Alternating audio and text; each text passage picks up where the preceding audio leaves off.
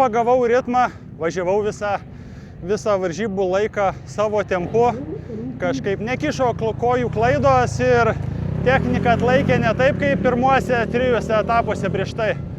So in second race we had to sweat a little bit more because start wasn't so good, but we managed few good passes, so and then we just should control the pace and it was okay. In previous lap, yeah, there was a little bit slowdown with lappers, but in the end it was okay. So yeah, thank you, it was nice. Sunkiai, 2 savaitės be treniruočių blogai.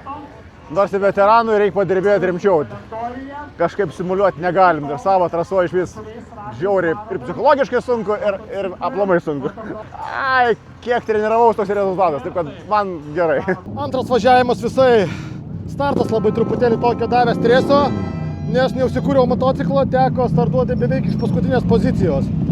Ir ties tuos tramplinais labai sudėtinga lenkt, bijau varžovą ant kupros sušokti, suprantate. Tai reikėjo tokių rasti nišų, paskui prasisklaidė ten tie dalyviai ir pasigavom visus pirmutinius. O trečias net nežinau kur bus, manau, jeigu galimybės leis, suvažiuosim ir trečią etapą.